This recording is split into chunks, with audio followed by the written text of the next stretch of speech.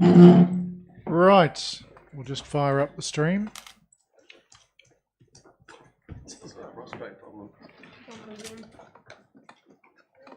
The live stream, that is. Good afternoon, councillors, staff, and those joining us on the live stream. We're reconvening the Extraordinary Performance Policy and Partnerships Committee meeting that was adjourned last week as we deliberate on the annual plan submissions.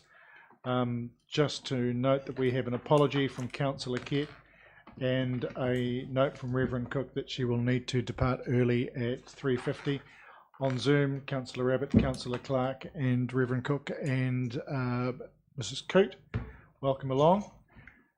If I can start with, first of all, asking Patricia, there were some questions that were raised by Councillor Clark following the first part of the deliberations, and there was a response that has been circulated to councillors, but everybody else isn't privy to them. I wonder if you could provide us with an overview of the questions and answers that were in that, please. Thank you, Chair. So there was a number of questions that Councillor Clark raised, and I'm going to sort of summarise them as best as I can without going into too much detail. So the first was in relation to the cash reserves held by council and what they were made up of. And at 30th of June 2022, we're forecasting that there will be 37.4 million of reserves, of which 17.4 are restricted and 20 million are classed as non-restricted by law. However, either legislation or council policies require these to be held in cash.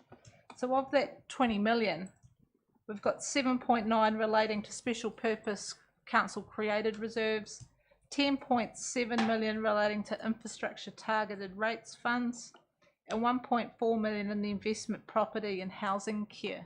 So that's where that 20 million is tagged to. And that's all detailed in the annual report. The next question was in relation to the 3.8 million of maturing term investments that were drawn down in the last quarter and what they were used to pay for. That 3.8 million at the time was used to fund our share of Stead Street and the City Street streetscape works. But I wanted to remind everybody that council funds its capital via its net debt accounts. So therefore it's necessary to ensure that we've got sufficient liquid cash available to pay our bills as they come due. So how council staff manage that is by using a mixture of both borrowings and cash reserves, cash from rates, and maturing term deposits. The next question was whether that 3.8 million affected our net debt position, and that it would have. The net debt position at 31 March 22 was 42.9 million. We had 88.3 million of debt and 45.4 million of cash and cash investments. And our forecast net debt position at 30 June this year is expected to be 38.6 million, 93.7 million of debt, and 55.1 million of cash and cash investments. And I provided councillors with a breakdown of what that cash and cash investments balance was, which is both term deposits, cash, liquid loans that we have to ICL, and a small amount of other investments. We also don't consider that that net debt change will affect our AA credit rating because we are managing within our cash boundaries, and it was discussed at the last risk and assurance meeting that we're trying to maintain a minimum balance of cash of 20 million. The next question was in relation to the civic administration building upgrade and whether this was the forecast in the LTP is 16 million, but some reporting to risk and insurance had indicated that this was 28 million cost. We wanted to clarify the position that the PMO dashboard presented on the 24th of March Risk and Assurance Committee showed that was the current estimated outturn cost of the project was currently 28 million. That number was used to highlight the estimated financial risk to the project, without altering the scope or undertaking mitigations to the cost. The LTP budget of 16 million has not been changed through the capital reforecast process and still remains the approved LTP budget for the project. The project will come back to the council next year before any physical works are undertaken. Also provided was how much has been spent this year and is forecast to be spent. So 100,000 has been spent to date to the end of April, and it's only expected that there will be 300,000 spent on that project this year and 600,000 next year. The last question was in relation to the accounting treatment of our government subsidies and the impact on our unbalanced budget, and whether the fact that now we were matching income with expenditure was fiscally neutral.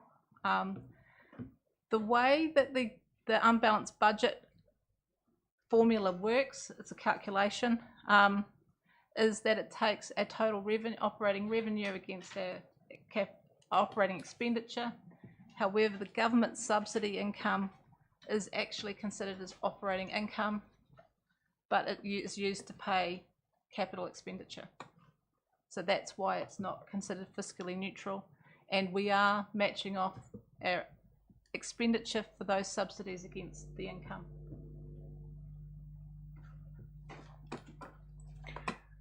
Thanks, Patricia.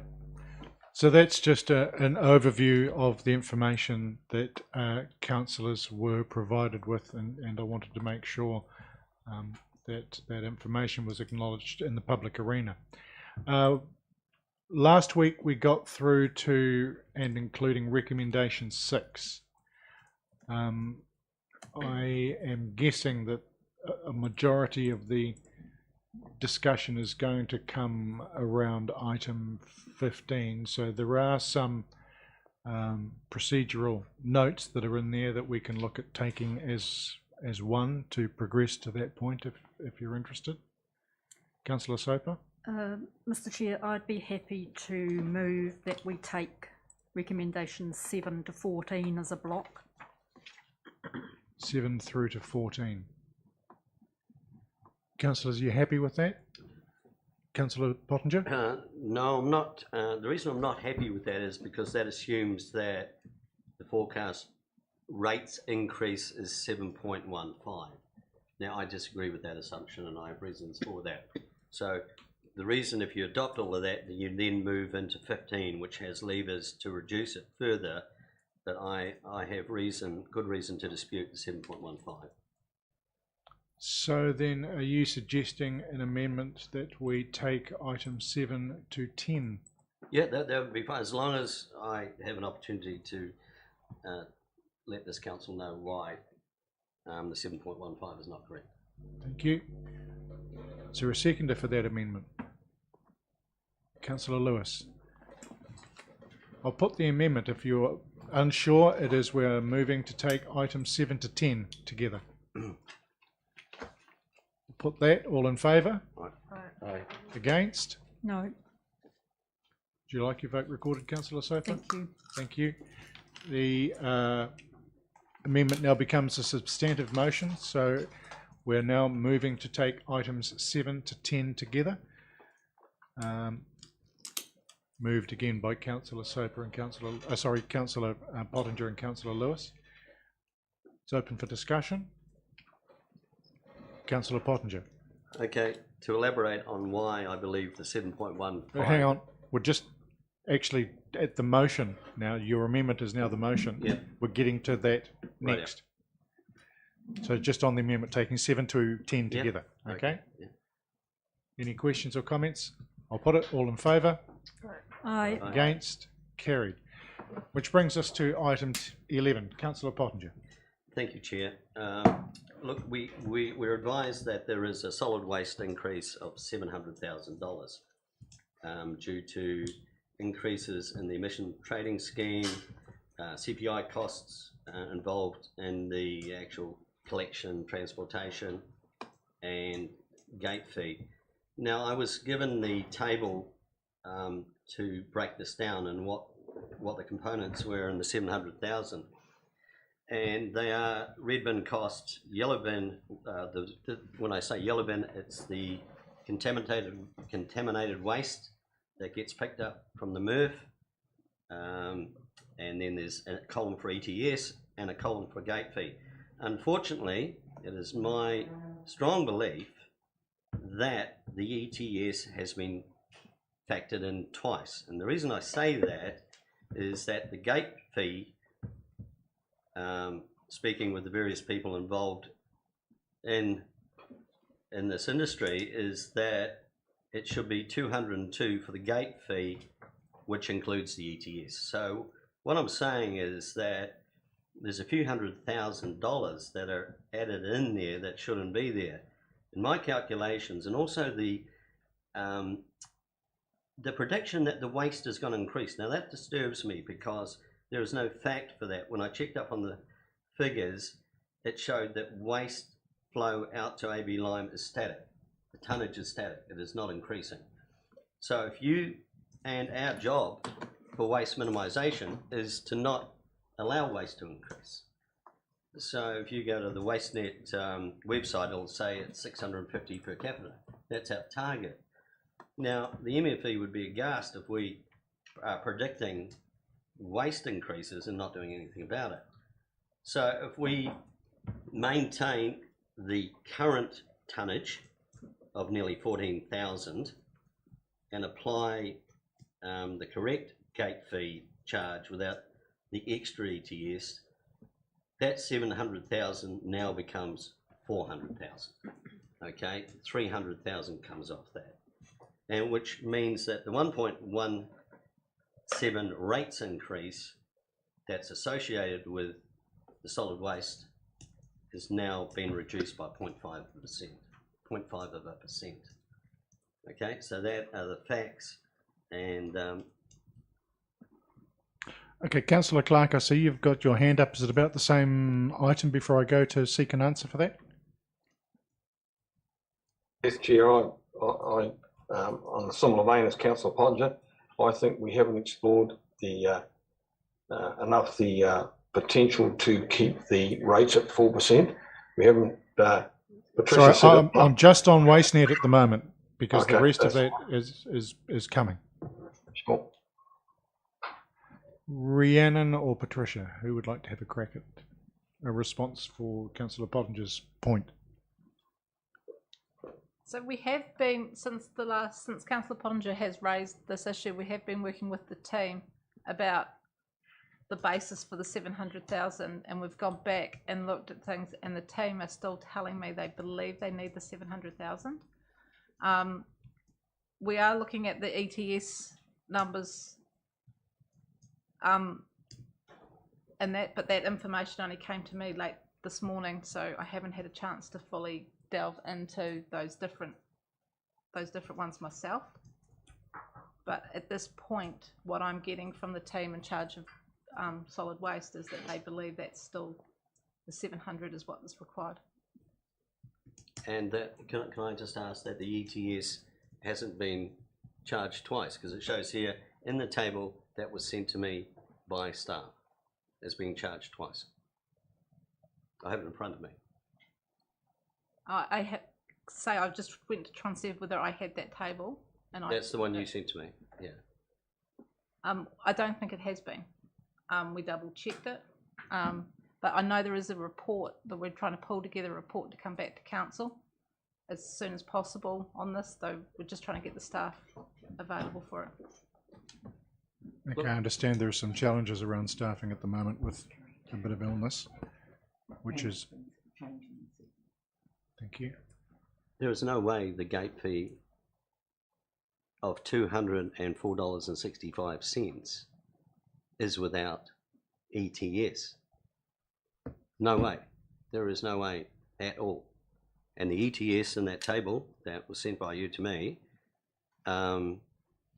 shows ETS as listed separately and is a component of a major component of that 700,000.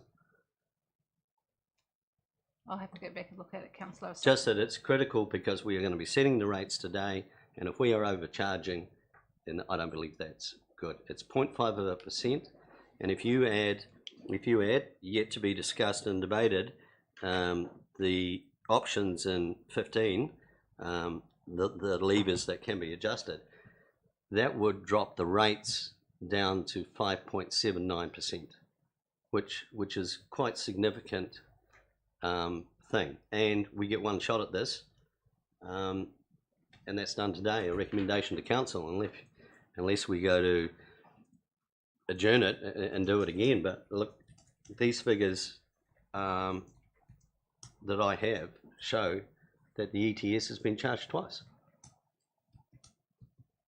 Councillor Soper. Thanks, Mr. Chair. I just, for a point of clarification, why are we discussing this under recommendation 11? The reason I brought that up, Councillor Soper, was because that it sort of sets the trend for 7.15. I'm looking through this as an opportunity to change that 7.15, and then you'd carry on and do the rest of it. I'm sorry, Councillor Pottinger, but you moved recommendation 10, which has the 7.15 noted. It doesn't substantiate it. That's why I left it to 11. So Right. I'm not going to be caught out by any tricks or anything. This is moving forward with 7.15. So we need to work out if that 7.15 is correct.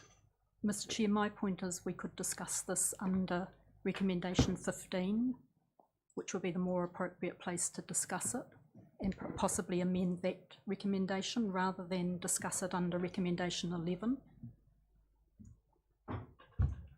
Right, I would tend to support that, and that there is still the flexibility under 15 to go back and review those percentages if we're able to find mechanisms for reducing. Are you comfortable with that, Councillor? Look, if that is still, if you're waiting to ascertain whether that solid waste thing is correct, and you're prepared to put it into 15 as a lever, then I would accept that.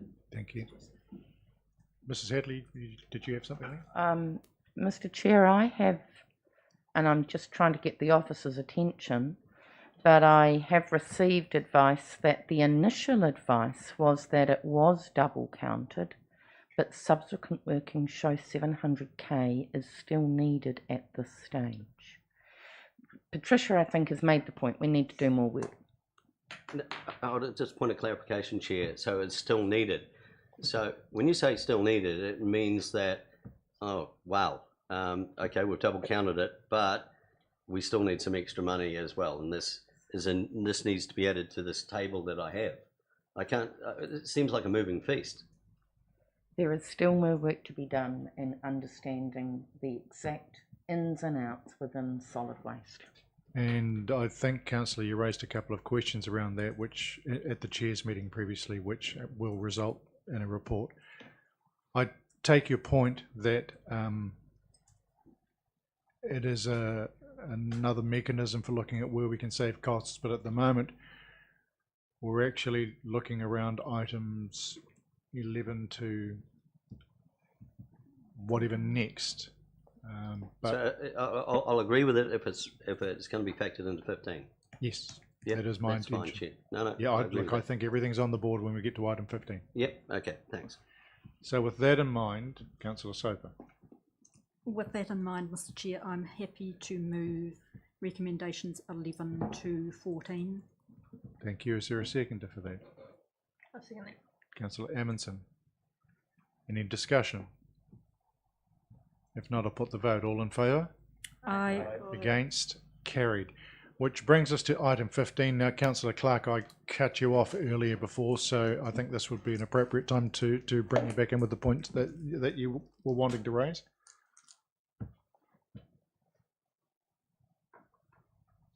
You're on mute, Councillor. It was just to become involved in the debate on what levers are available. Certainly section 15 is nowhere near wide enough for me, and I've got other suggested levers that we could be using. But Councillor Pottinger is quite right that if we need to do more work, and potentially there's $700,000 with the cost going out to solid waste that may not need to be incurred, that's about a third of the money that we need. No, 700,000 was the total amount. Yes. Councillor Pottinger was suggesting not that full amount. Yep. Okay, that's fine.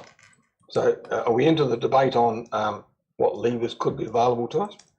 We are. Yeah, excellent. I've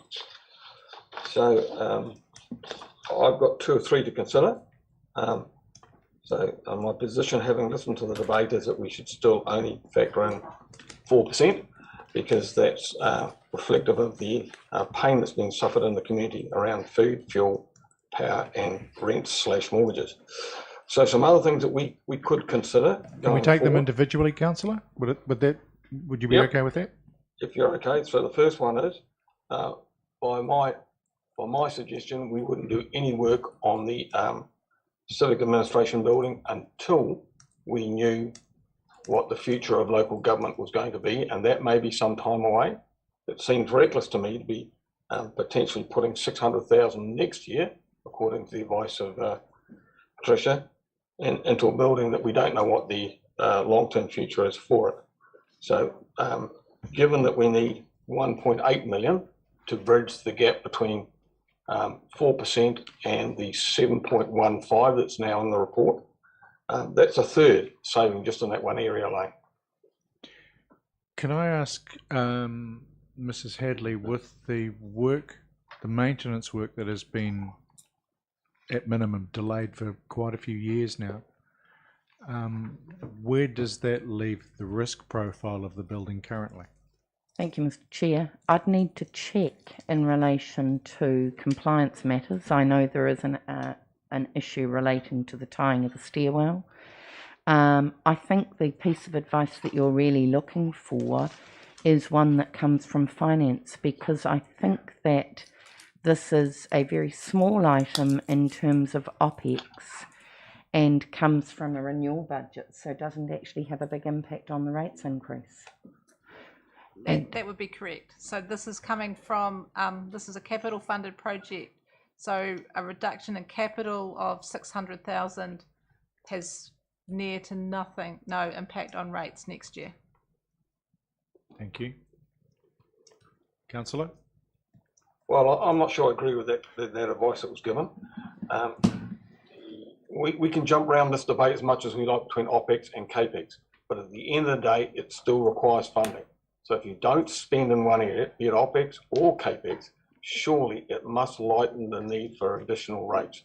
A good example is when we approved quite some time ago to extend stage 2 of streetscapes.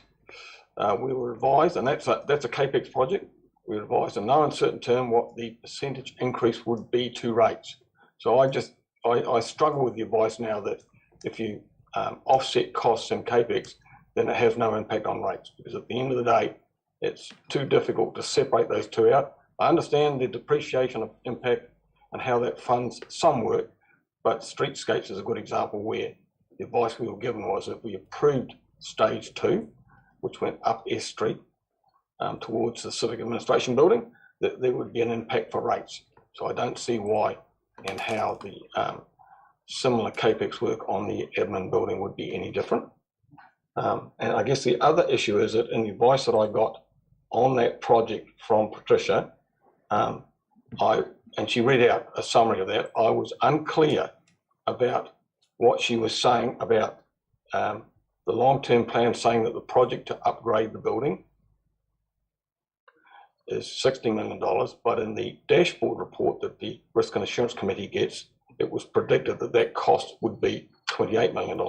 Could be. And so I guess the issue for that is, I think she used words, for me, the issue was, well, the Treasury, the advice that we get through Risk and Assurance, one of those two reports has to be in conflict with the other. So I don't. So if I can just draw a pause for a second there, Councillor. Sure. The report said could be 28 million.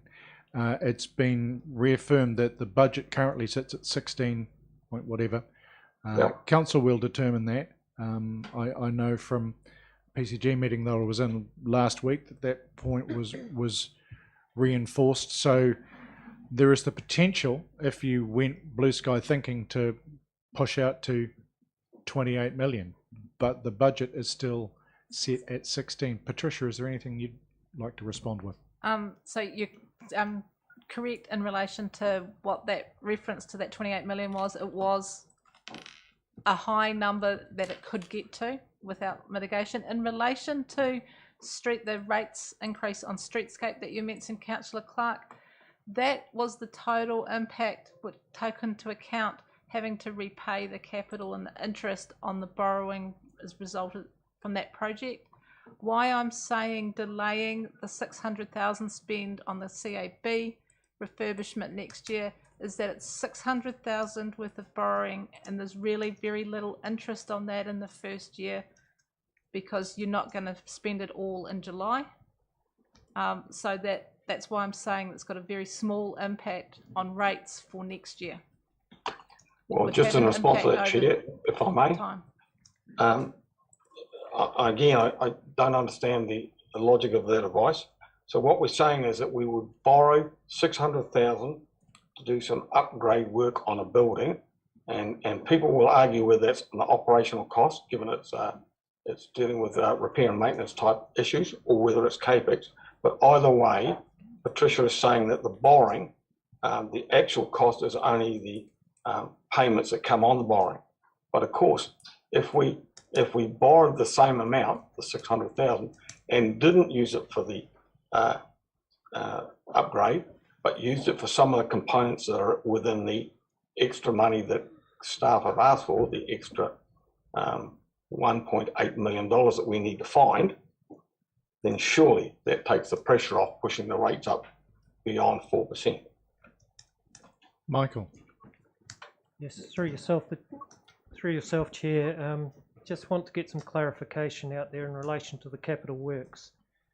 The works associated to the CAB are obviously around the refurb project itself. Therefore, they're around the design aspects that we need to undertake within that project. So as most of that work will not be physical works at the time, they'll be around the design components that will be happening next year. Hence why we will need to come back to Council in the new year. As a rough guide for Council, so I'll address the other item in relation to rates.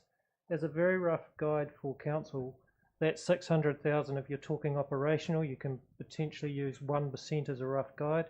But I say it's a rough guide, we need to work through it. Those numbers need to be worked through from finance. When you're talking capital projects, it completely depends on the funding source. If the funding source is through borrowing and therefore affects rates, it is at most in that first year 0.01% impact.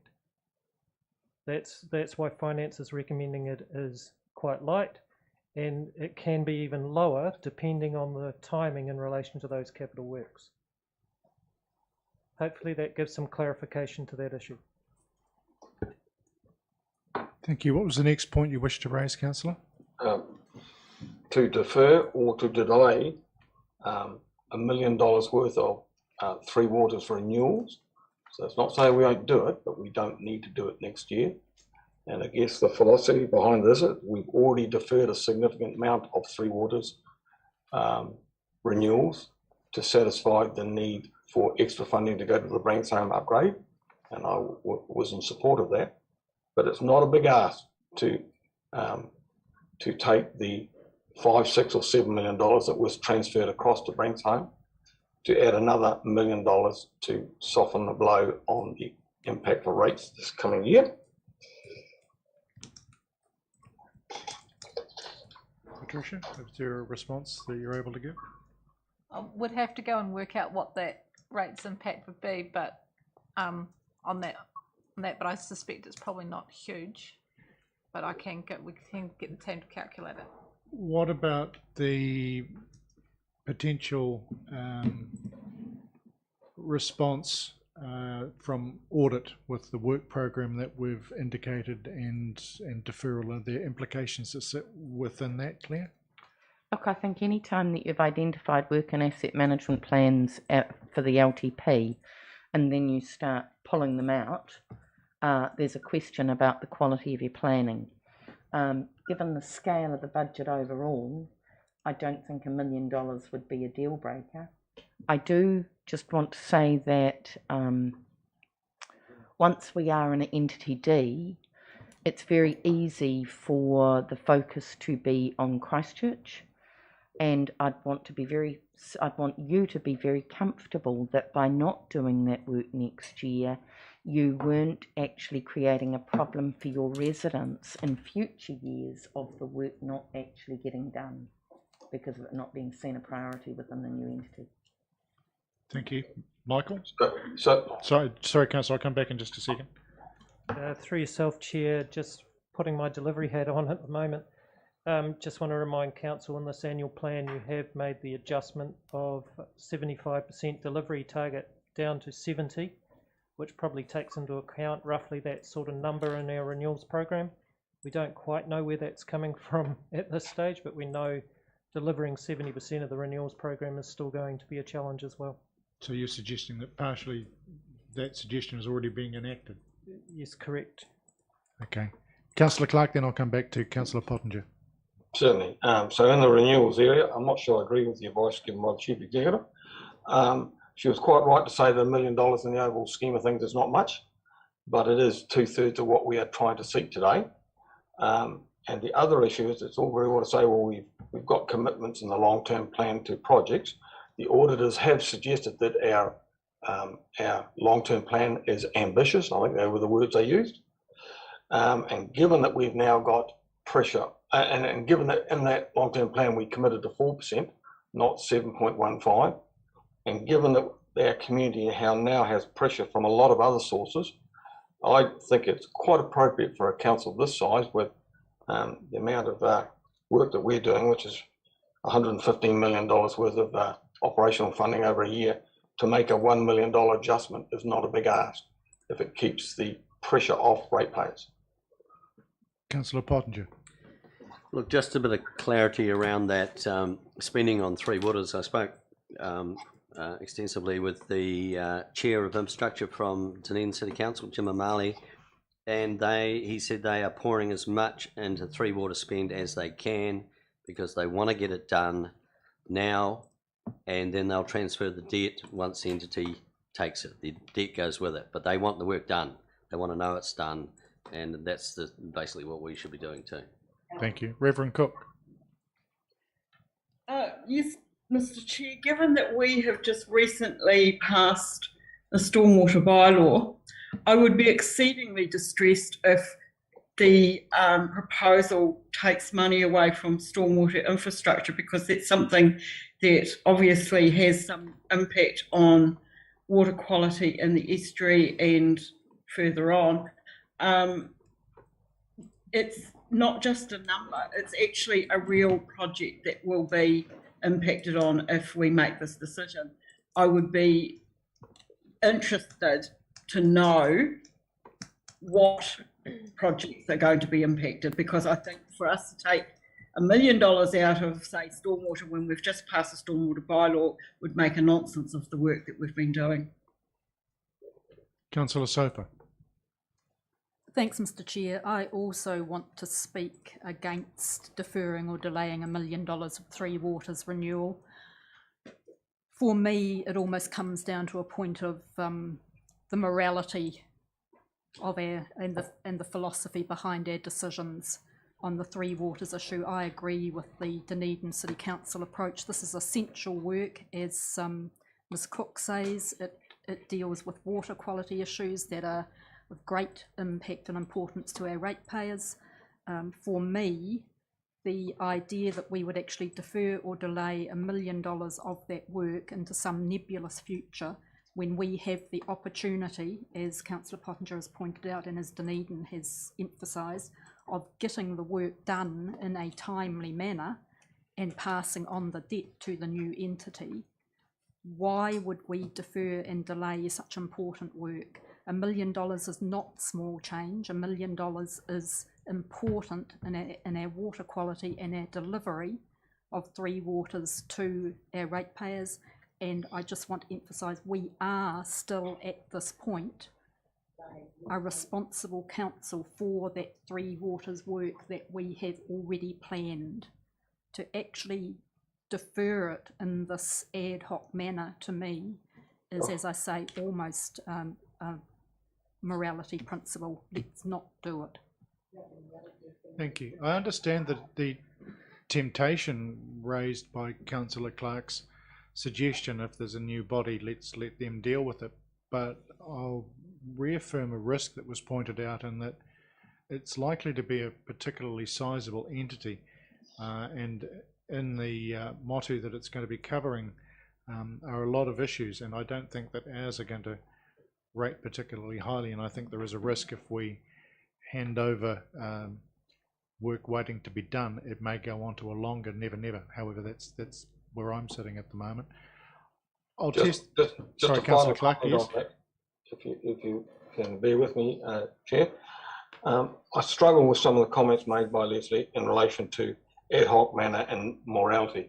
I didn't hear those comments from the member when the staff moved, I think, somewhere between $5 and $6 million worth of renewals funding across to the Branksholme project. And at the time, I did have some discussion with Michael about that.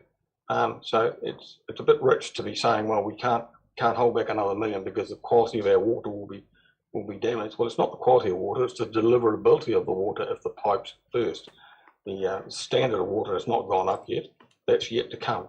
And so, I guess suggesting that it's an ad hoc manner or has some degree of morality is a bit rich when we've moved 5 times that amount and nobody made any opposition to it. Thank you. Right. So the suggestion's been made. Is there any appetite for it? Indicatively, is anybody supportive of deferring that work? One other council, 2 councillors. Yep. Can I speak? Yep. No, I'm not. Okay. So effectively, what we are doing is borrowing to subsidise OPEX. Now, for me, Accounting 101 says you don't do that. You either cut your expenditure or increase your revenue. That's quite straightforward. Now, there was an interesting comment made by our General Manager of Finance, Michael Day, during a workshop we had, and it made a lot of sense, is that borrowing $2 million doesn't affect our AA rating with the bank. But when the bank asks what the money is for, and they found out it was for OPEX, then that would be a different story. So you just don't borrow for OPEX. Full stop with me. You just don't do that. You get on and either find cuts or you find new revenue, but you don't borrow. It's just, instead of our roadmap to renewal, we're going to be on the pathway to poverty. So, you know, it's not a go. Okay, thank you. So, Councillor, if I can summarise, there were 2 hands that went up that were supporting that idea. So can we move on to your next suggestion? Sure. Just in response to Councillor Potter's view, I've never suggested we look at borrowing. I fully agree it's a fool's game to borrow for OPEX. But I'm looking to, as he says, to cut costs. So there are 2 more things for me. One is the impact of pulling back on stage 2 of streetscapes. So we last year, I think, authorised a significant amount of extra funding into that project on the assumption that we would develop the area from the corner of Esk and Kelvin up to about where the Civic Administration building is. And I just can't rationalise it at this hard time while we continue to do that. And my suggestion would be that we should rescope that. That rescoping will probably save us about $5 million. And not all of it will fall into next year, but it will certainly pull back the costings that we have.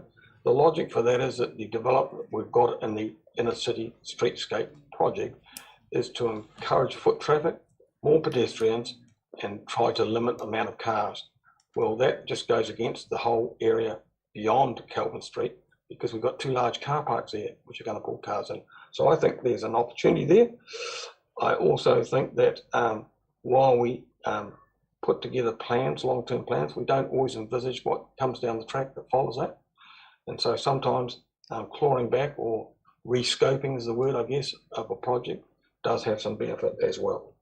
Okay, thank you, Councillor. Bearing in mind that we went out and went through a consultative process on that, Rhiannon, have you got a response? Would we need to reconsult in order to revisit that decision? Yes, Councillor, we would need to reconsult if you change that decision.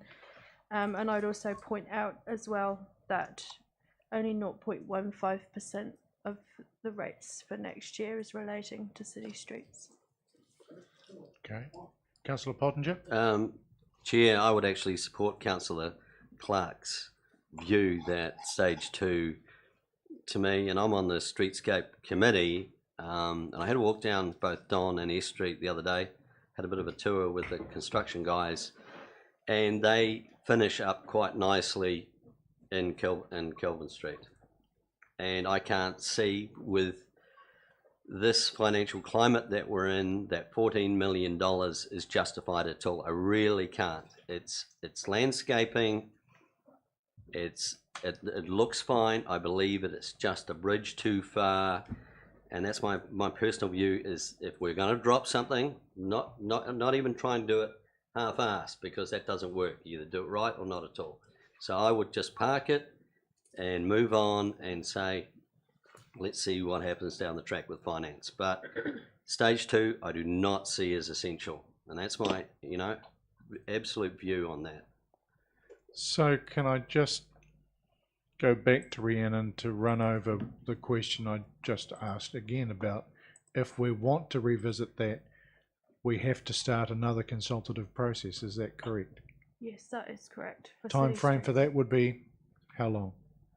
It would certainly be after the annual plan is complete, so we would need to scope up what the alternative options are and take those back to the public, so July.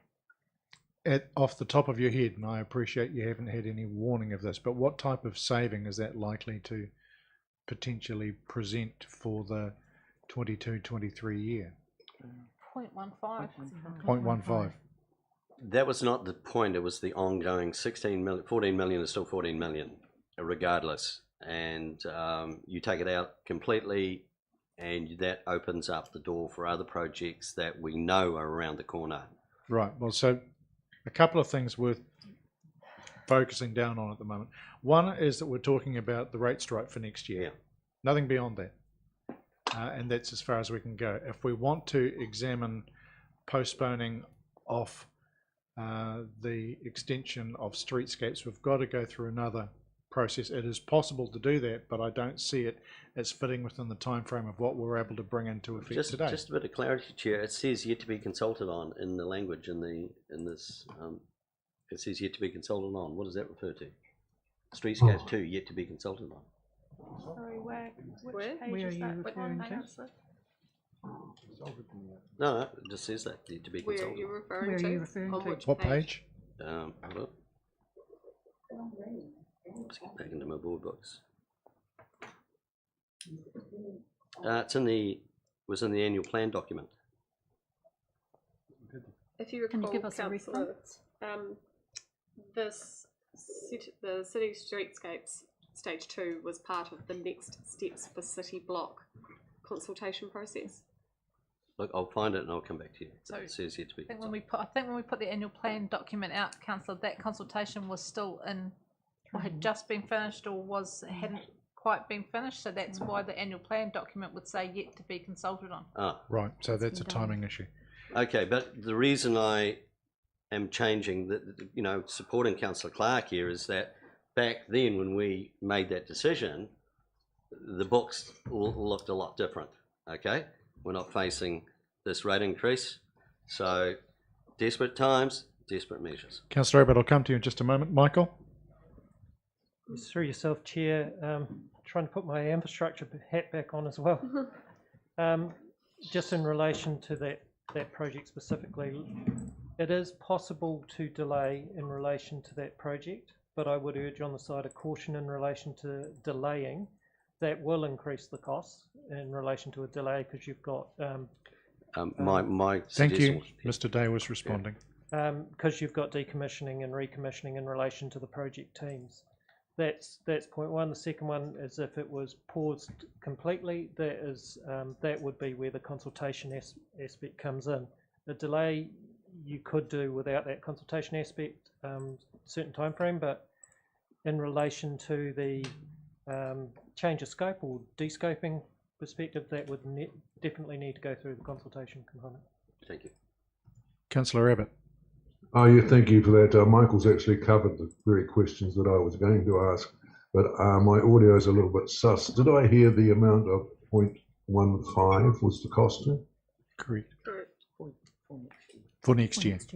Yes, yes. Thank you for that. Just the audio is a bit sus here. Yep, thank you. Just for councillors, if you can remember to get right into the microphone, and if you are utilising the safety of a face mask, if you can just bear that in mind with the volume. Councillor Clark.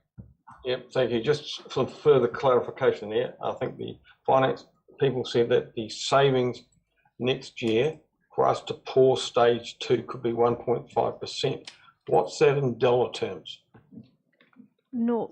0.15, councillor. 0.15%. No, in dollar terms, in physical cash, how much, if we were to pause it, which is what Councillor Pottinger has said, and that's not my position. My position is that we should do Kelvin between Don and S, because there's connectivity issues there, but we wouldn't go up S Street towards the east. So that's basically saying we'll do part of stage 2 and not the final part. So I just want to be clear on what stage 2 is actually worth at the moment. I think it's somewhere in excess of $10 million, 11 million, somewhere around about that. And if we were to pause it or to only partly complete, what would be the dollar savings in the next financial year and the year after? So the current forecast for spend for that project for next year is 2.3 million. Yep. The total project spend is 13.6. I don't have to hand councillor what is likely to be spent in 23-24. Okay, that's fine. So given Councillor Pottinger's suggestion, if we were to pause that with the concept, as Michael said, pausing doesn't cause you to consult. Not that I'm worried about consulting, because I think there's a case to be made for not doing the full part of stage 2. But if we were just to pause that second stage, next year we would not incur $2.3 million worth of costs. Clear. Mr. Chair, I don't think my comment was going to be that I think Patricia had given a breakdown of the rate increase for the next 4 years, and if she could relocate that, that might be useful. So the breakdown for the rates for the next 4 years for 0.15 for next year, 0.52 for 23-24, 0.54 for 24-25, and 0.09 for 25-26. So given that we've got a shortfall in income of $1.8 million for this coming year, and given the suggestion by Councillor Podlin that we put that on pause, and even if we take a year to consult over it, it doesn't matter, we could potentially drop our expenditure by 2.3 million. Claire, what's the risk to the... Ka kite, Evelyn, thank you for your attendance. Michael, what's the potential risk around that? Thank you, Chair. Through yourself. Look, I've already mentioned the decommissioning and recommissioning costs in relation to that project. There is a high risk that you won't get the particular project teams back in the region anytime soon. That is a high risk in relation to it. It's a specialised project that we're doing within the streetscape area. I'd say it would take us some time, and the costs are escalating daily in relation to those project works. Mr. Chair, I actually had a visit on Don and Esk Street this afternoon, and I think that my comment to you would be, Michael's saying in technically correct language that we would lose contractors like Chopper. Chopper who's made it his business to know the businesses, to understand people's behaviour, to know what our services are that are under the ground that he needs to take into account. And that would be a greater loss than you might appreciate in dollar terms. It's that coordination that is making the project go quite smoothly at this stage, and which has the opportunity to continue on. If you don't continue it on, you'll go through that learning process with a whole new set of contractors after a different procurement process and potentially different designers. Councillor Pottinger. So just clarifying, is this being handed to the existing contractors or is it being re-tendered stage 2? Michael? Thank you. Through yourself, Chair, we will need to go through, obviously, the tender process, but as I have highlighted, we've got existing contractors within the region who have got the technical skills, so there will be a case where they will have a starting ground that is above other contractors. The other contractors would need to demonstrate quite significant improvements in relation to that to secure that contract. That is part of normal tendering and procurement contract. Final comment on this one for you, Chair. Based on the advice we've just been given, if we were to go along Kelvin between Don and Esk as part of stage 2, but then we're not to go along S Street in an easterly direction up to the Civic Administration Building, by the advice we've just been given, I think we conservatively will save $1.2 million in next year's spend, which is the period we're looking at, and $5 million over years 2, 3 and 4 going forward. So while Claire says we might lose some expertise, it's not as though and I understand that when you pause a project, you do lose expertise, they go away and do something else, but that's not what I was suggesting. I was suggesting that we rescope stage 2 to be completed in the timeframes that it was to be completed, but only to do about half of it and leave the other half paused permanently, for want of a better word. So my question comes back to, again, at that level of adjustment, does that require reconsultation, Rhiannon? Yes, it would. Okay. Councillor So Chair, on the issue of the reconsultation, look, the $1.8 million that we are short in revenue will only impact on our actual accounts in month 12 of next year. So that's June, a year away. So we've got plenty of time to consult.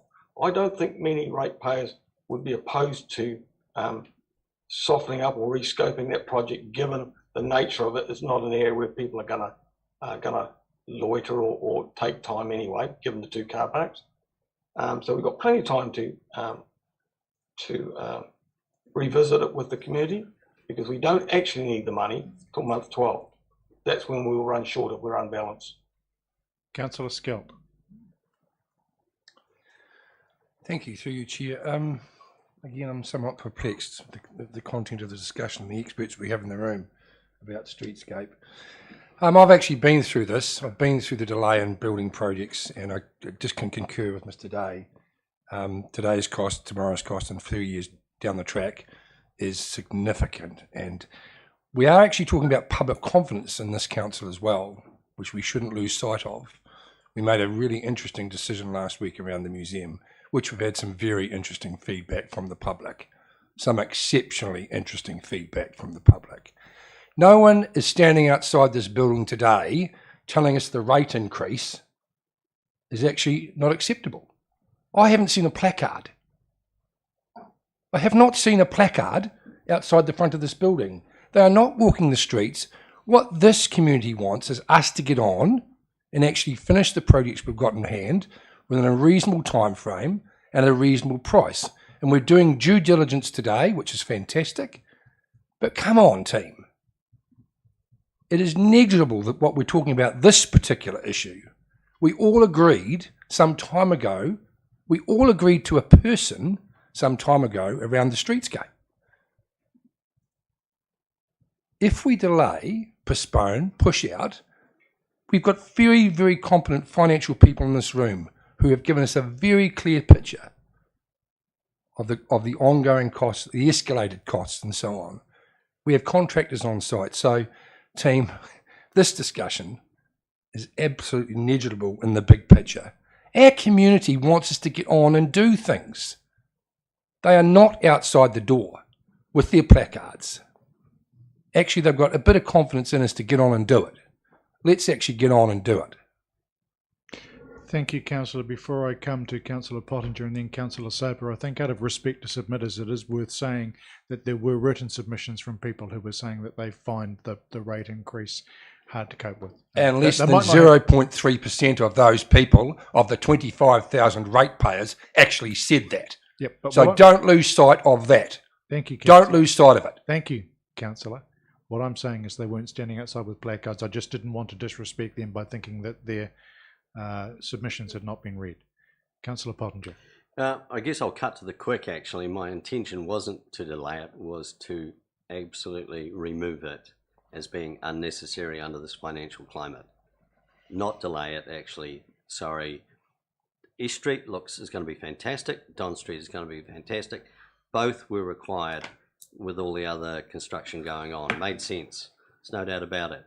Stage 2, and being on the Streetscape Committee, I saw how it evolved and worked in, but unfortunately, sometimes you've got to make tough calls when you're looking further down the track of what other projects are coming up, Rugby Park, some other things. This $14 million I don't see as worthwhile spending. So my advice is not to delay it, is actually to delete it and just say we can't afford it. Thank you, councillors. I'll soft test the suggestion shortly. Councillor Soper. Thanks, Mr. Chair, and thank you, Mr. Councillor Pottinger, for clarifying that you actually meant to just get rid of it altogether, because that makes what I'm going to say easier, which is I'm going to bring us back to why we ever had a streetscapes project in the first place. It was part of our very long-term goal of rebuilding the heart of the city, actually making it a people-friendly city that people were proud of and could move around, that was people-friendly, not necessarily as car-friendly as it had been, but was actually about improving our streetscape for our people. That project is still doing that. I see absolutely no reason why we would be discussing delaying it. We have very good and sound advice from people who are well qualified in their field that any delay we put into this project now will cost us mightily in the future. I have also, like Councillor Scout, been involved in, and am currently involved in a very big building project. I know exactly what it means to put delays into those projects. Next year, this is talking about a 0.15% part of our rates. This is minor stuff. This is like in my previous profession, hearing boards of trustees spending a 3-hour meeting on $100 proposal. This is just not a sensible proposal. It is not what this council is about. It is not what our Heart of the City project has been about all this time. It is not what this council has for many years been proud of. That is that we have reasonable infrastructure, that we keep well maintained. I'm sorry, but I just cannot support any intention that we delay a project that we all sat around this table and agreed on a fairly short time ago and consulted on with a community who were by and large very keen that we develop this as part of our Heart project. Thank you. Just a point of order there, I did not say delay, it was delete. Yes, no, and the councillor did acknowledge that. Yeah. Councillor Emerson. Thanks, Mr. Chair. I guess for me, I come back to what our LTP had at the heart of it, and that was our city with heart. And I think from a strategic point of view, we have to stay focused on that. So for me, I think that stage 2 of the streetscape work is vital to that. It connects the two major infrastructure developments that we have, but also, I mean, even this Esk Street part, it was going up as far as the St John's Church next door. So it's linking all of this new stuff together so that we can all get to enjoy it, and enjoy it to its maximum potential. And I'd hate to say that if we do something halfway, that we might not get the outcome that we're looking for in that. If our goal is a city with heart, I certainly would much rather focus on that than things that fell outside of the CBD. Thank you. Any other speakers? I see your hand up, Councillor Clark, but I'm looking to see if there's anybody else. Thank you. I still do have some comment. I'm going to wind the discussion to a point in a moment, though. You've had a pretty good bite at it. Sorry, Councillor Arnold, were you just adjusting the mask? So what I'd like to do at this point is to see what degree of appetite there is for either suspending or stopping the stage 2 streetscapes, as has been suggested in two different proposals. Obviously, Councillor Clark and Councillor Pottinger are in favour of either of those being examined further. Is there any other support for it? Councillor Arnold. Okay, so that's 3. Did you have something to add, Councillor Pottinger? Yes, I did, and that's purely about what we are talking about as an annual report, which involves money.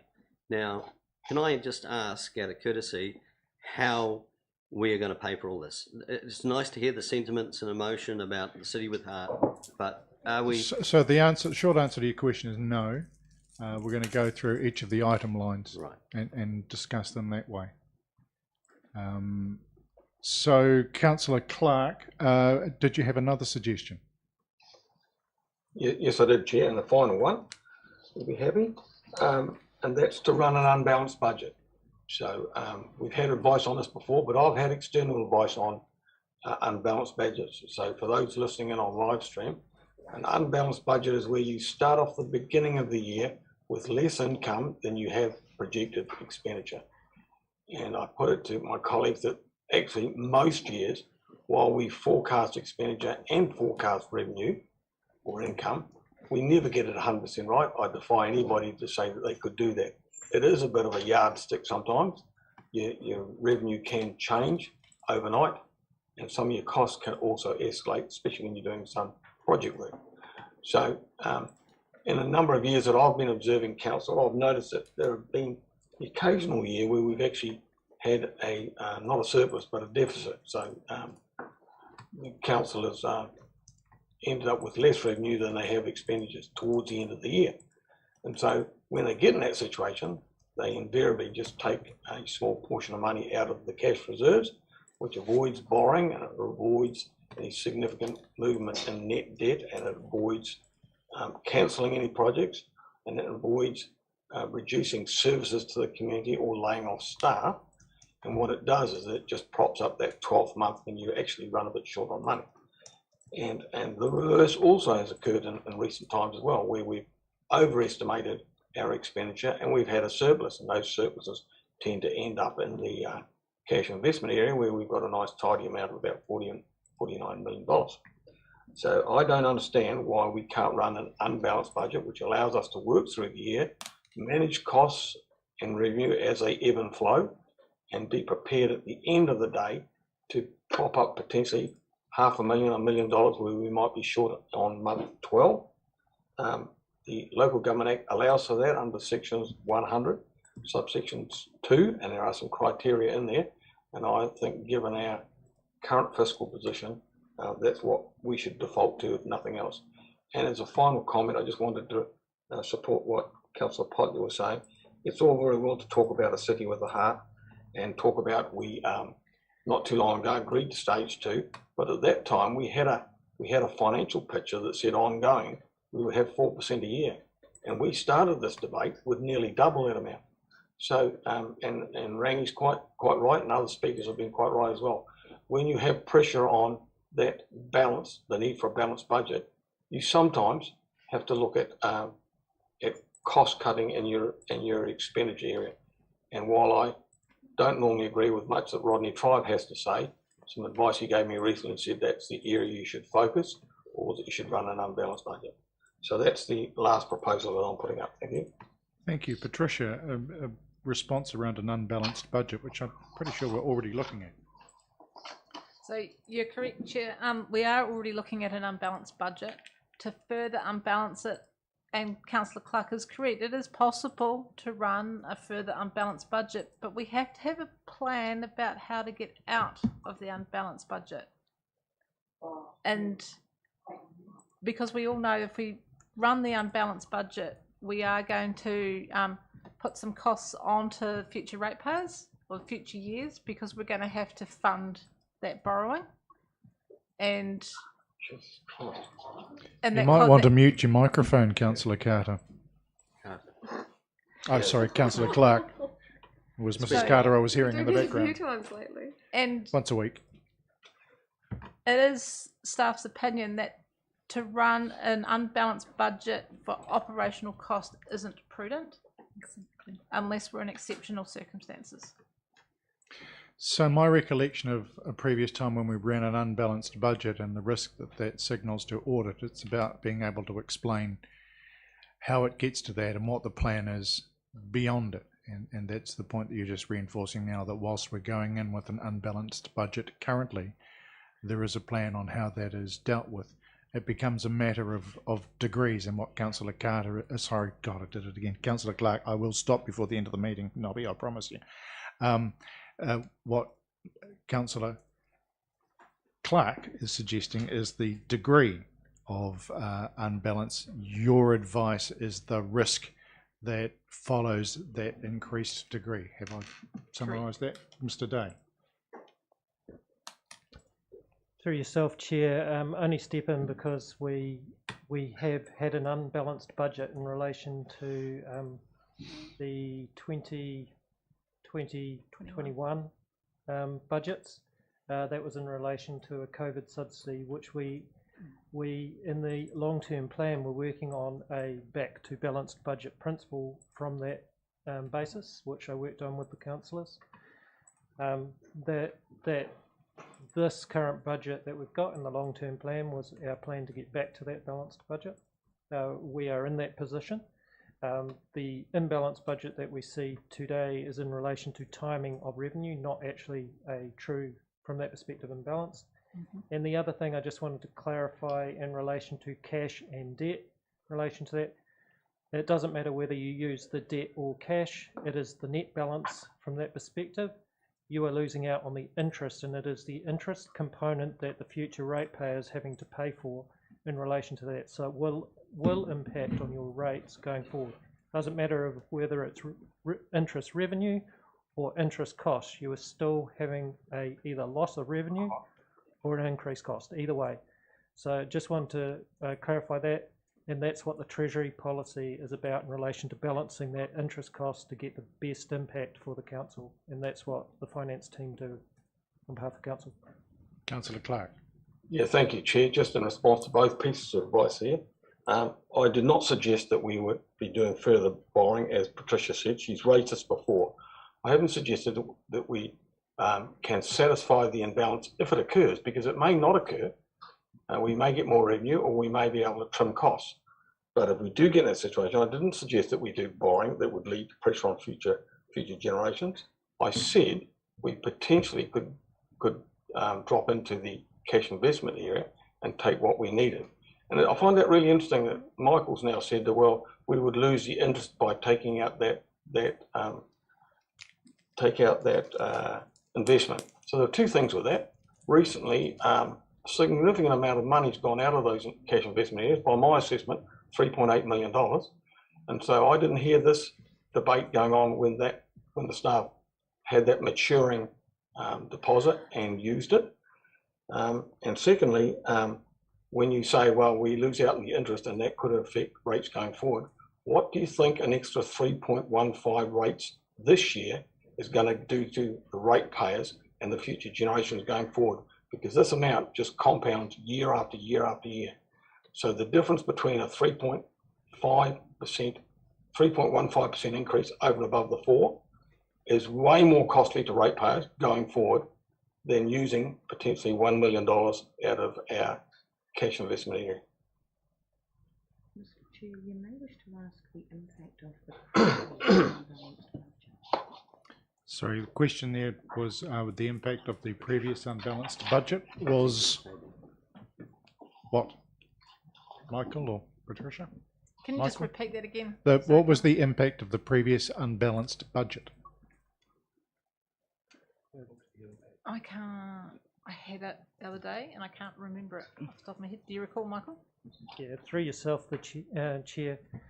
We were needing to be around, I believe, the 5% in relation to the that budget that particular year, and we went through at 2%. That extra 3% needs to be recovered over a period of around the 5-year time frame. Estimations that because of that increase, you do need to claw that whole 3% gap back. Plus, you also, on top of that, have to you've got the interest component as well as that component. Our estimations are, I think that's around an additional 0.4 from memory each year on top of. So you not only need to spread the additional 3% increasing, you also need to spread the additional 0.4 per annum on top of that as well. So what I'm trying to say is if you delay and percentage increase, you still need to have that increase. So it's not you cut out 3.5%. You'll still need to get that 3.5% to get back to balance, but you also need to recoup the interest charge that you're incurring as well. So there's a double impact, and well, not double impact, but an impact in relation to the interest component for the future ratepayers. You'll still need to claw back the base percentage difference. Your Worship. Yes, thank you, fellow councillors. I was told in my first year in office that you don't borrow money to pay for the groceries. And I don't know if that still holds with the price of groceries being what they are, but I think the philosophy holds. The reason I was took a rather cowardly approach and abstained from voting various issues last time was I was upset about Nigel, my mate here, reeling off all these projects, the velodrome and the swimming pool and zero fees and that, and saying they were all symbols of failure. I think, all right, you don't have to defend that situation, Nigel, but each of those projects, there was reasons for, like, not putting seats in at the swimming pool. We just basically ran out of money and had to cut the project back in the short term. But at the end of the day, you had to weigh up all sorts of other factors, and like Asha's sisters lives in Switzerland, and they have to pay $80 for a half-hour lesson, which here in Splash Palace is more like about $30. So there's weighing up all these extras, costs and repercussions and implications. I'll be voting to support Councillor Soper's approach to this challenging situation. Thank you. Councillor Skelt. Thank you through you, Chair. Just, Michael, if you wonder if you could help me just with the unbalanced budget a little more. Would it be fair to say throughout New Zealand, throughout the council structure, that most councils, as we sit here today, most councils would be looking at unbalanced budgets? Would that be fair? Because I can tell you it is. The next step is. Oh, hang on. If you're going to ask the man a question, could we give him a chance to Well, respond? I haven't finished with him yet. But no, off you go, Mr. Day. Yeah. Through yourself, Chair. There are a number that have got imbalanced budgets through different reasons. I acknowledge that. Given the extraordinary times. Correct. But most, if not all, well, actually all of them have demonstrated ways that they are bringing that budget back, and all of those are showing steep increases in relation to their rates in years 2, 3, 4 and 5. So I understand that. So it wouldn't be normal. No, but they have a process in place going forward. Cool. And would it be fair to say, I'm not a lawyer, that most businesses, given the last 2 or 3 years, would be running unbalanced budgets? Would that be fair? Because I can give you the answer also. I was going to say, through yourself, Chair, I can't comment on that. I think we all know. I was going to say it depends on the business. I think we all know. Those the questions, Councillor? Thank you. Councillor Arnold. I've just got one wee comment to make. I'm sitting here listening to all the great minds. His Worship's right. You don't borrow money to buy the groceries, but also what you're doing if you're trying to live within a budget, you make sure you try to live within that budget, and it might mean that you do defer or delay or put off something that you're going to spend money on. I mean, that's just logic.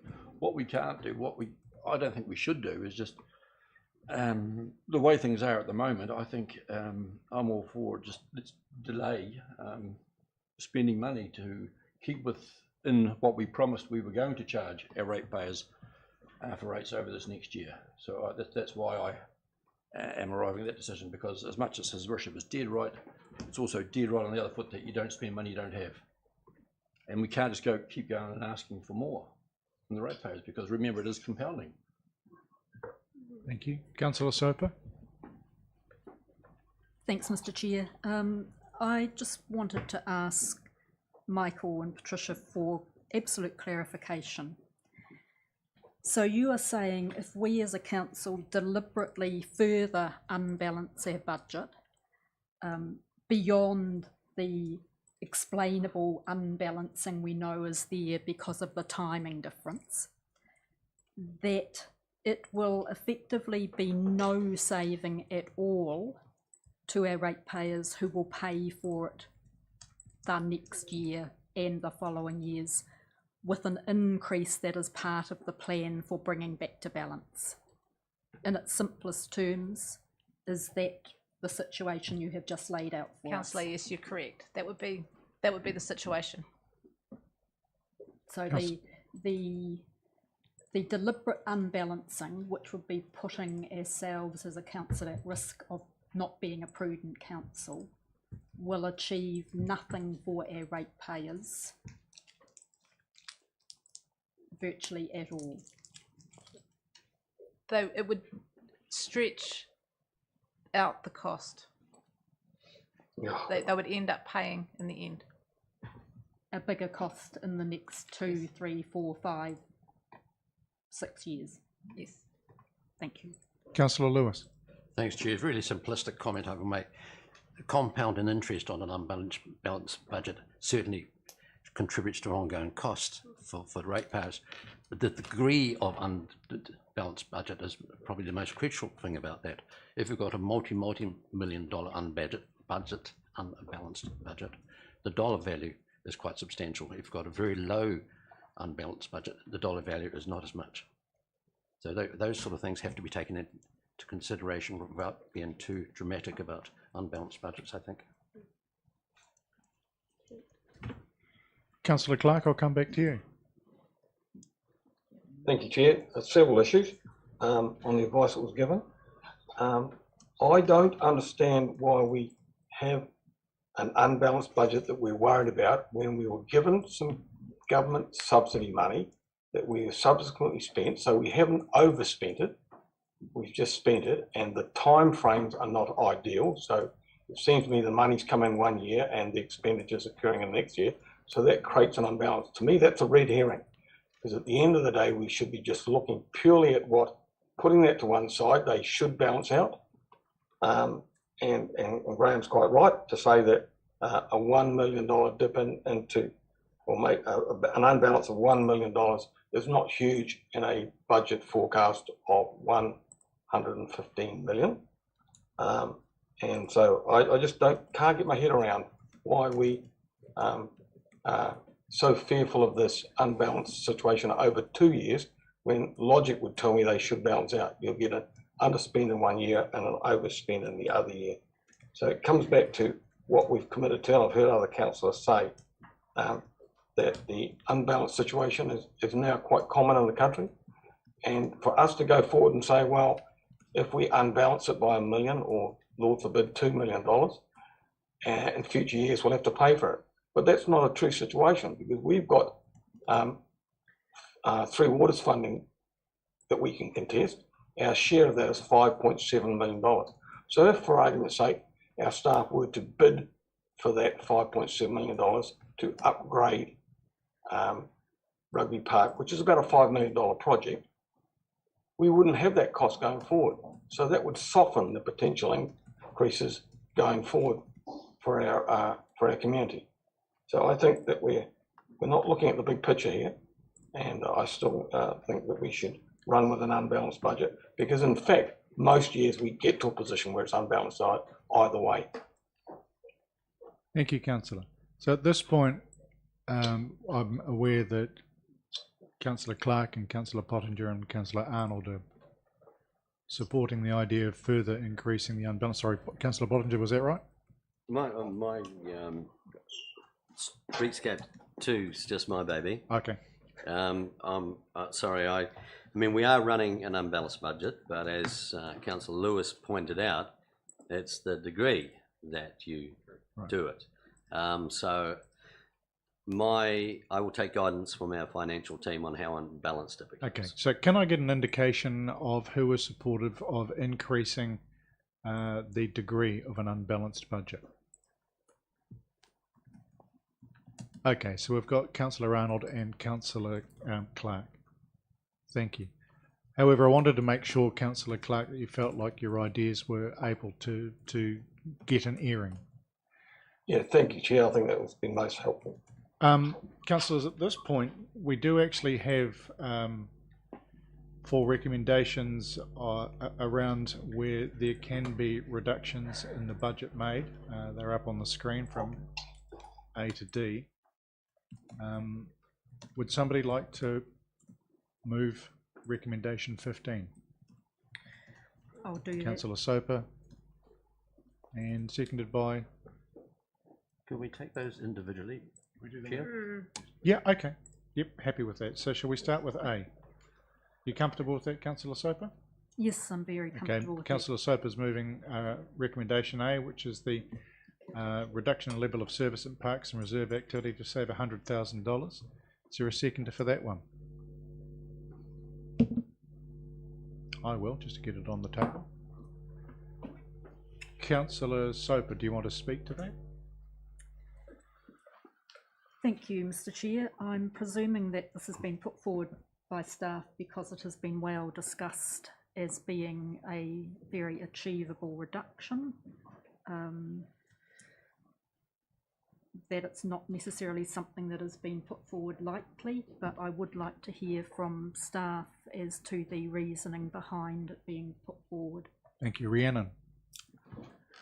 So it is important to note in this potential reduction that there would be an impact on the level of service. I'm not sure if Mr. Gibbling is on Zoom. He's suffering from COVID. So let's go back a step. Caroline is here.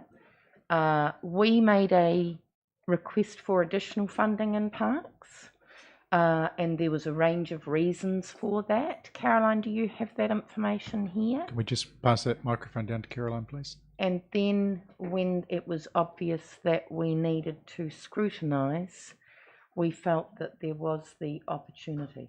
So, Caroline, the councillors are looking for a level of comfort around that suggested reduction to your budget. So the reduced budget is around reduced maintenance for consumables and contractors, such as the traffic management costs around our roads. We're obviously going to try and reduce the visible impact of that, the lower maintenance that will cause by increasing our use of permanent planting and not annuals. But that was basically the request, was around traffic management plans and those type of contracting costs. Any questions, councillors? Councillor Scalp, and then Just to Councillor clarify, Anderson. thanks, Carolyn, just so it won't affect the actual beautification of the actual presentation of the parks or the plots or any of that, because I just note recently that Invercargill won several awards for its presentation of both its parks, in fact, the whole city. So can you assure me, It's in the resolution, councillor. pardon? It's in the No, resolution. I just want to hear Carolyn to tell me that herself. You can assure me, Carolyn. I can aim to assure you that that will not occur. We are trying to minimise any impact. Minimise is an interesting word. Thank you. Councillor Emerson. Is it right that this isn't really a question, it's more a comment?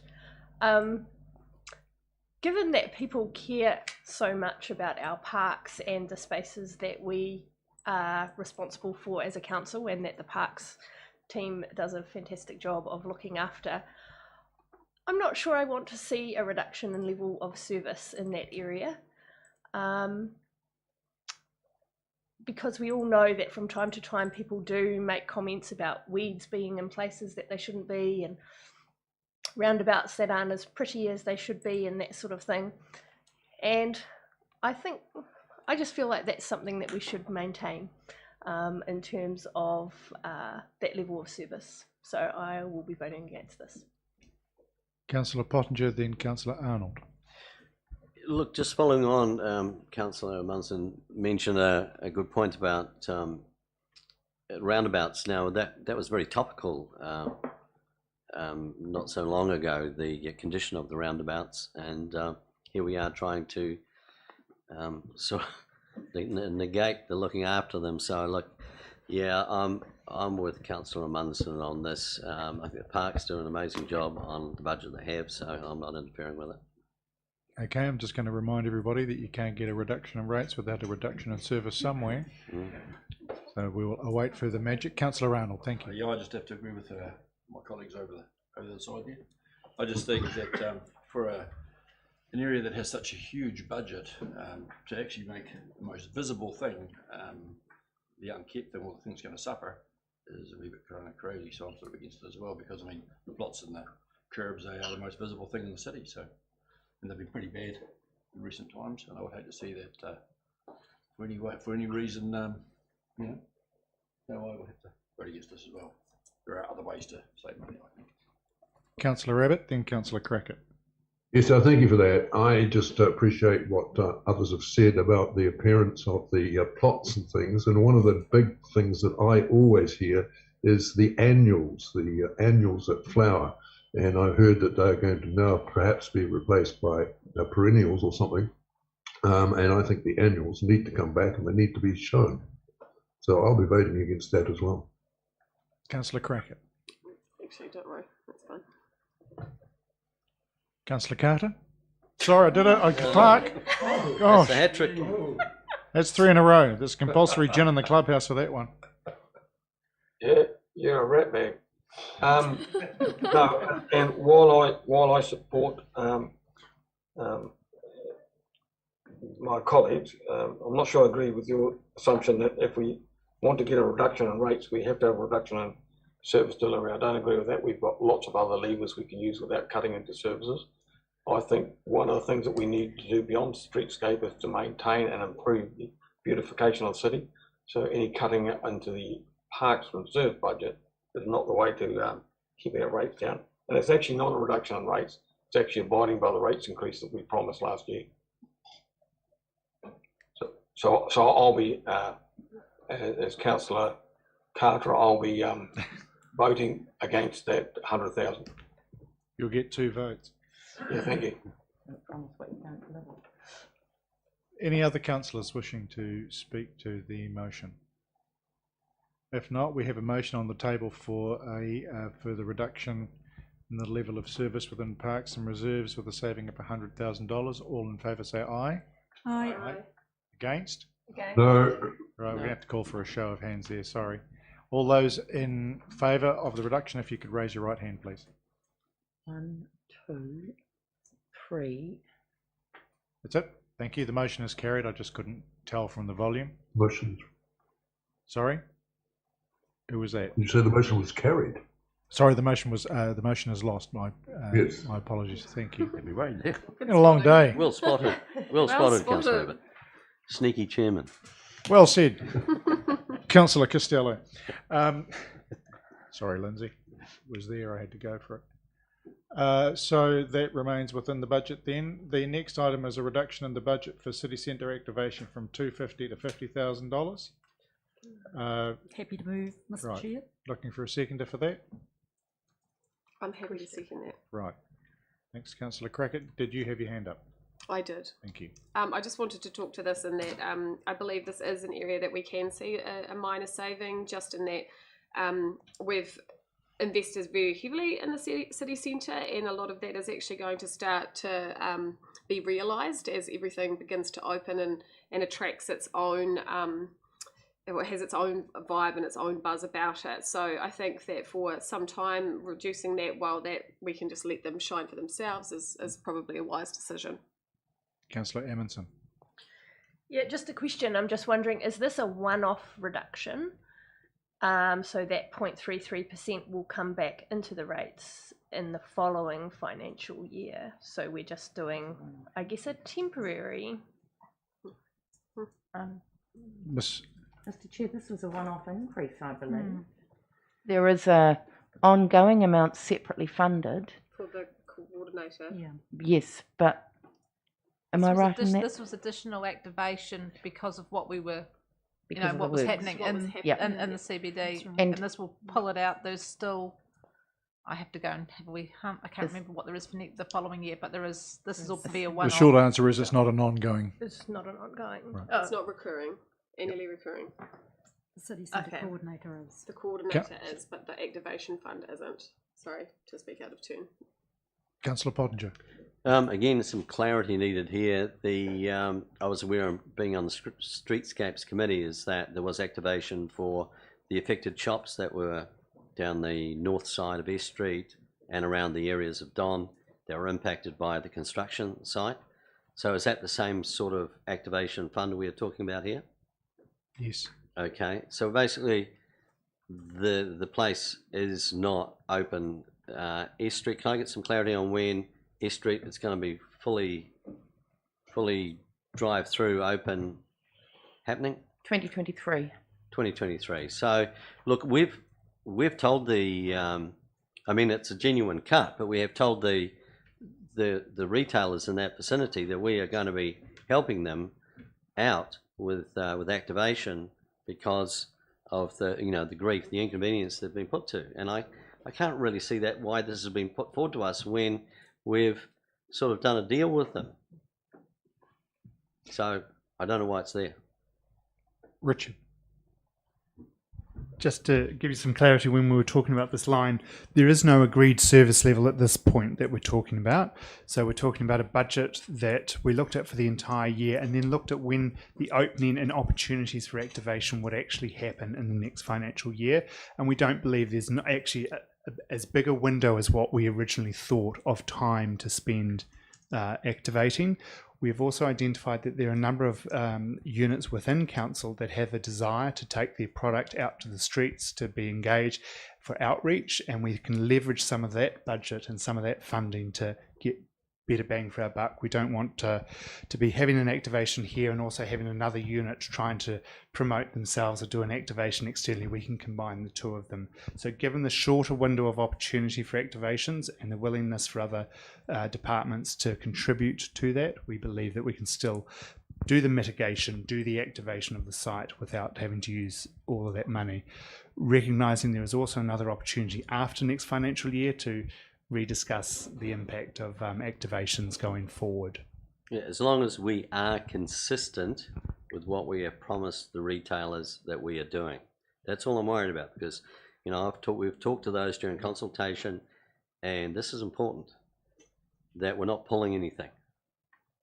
So if I can get assurance on that, but I still can't see You've heard an answer whereby funds for activity for activation will be reassigned from within other budgets. Is that accurate? Not quite, not so much reassigned, but there's a willingness for other people to contribute to this sort of an activation. So whether it's going to deliver the same, we can't, because we haven't demonstrated the extent of the service level previously.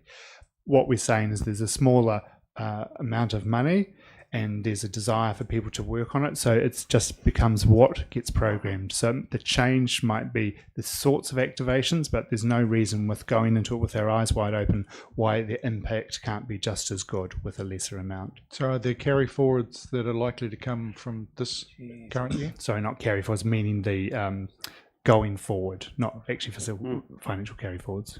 Mr. Chair, you do highlight the fact that this advice has come forward on the basis that the budget has not been fully expended in this financial year.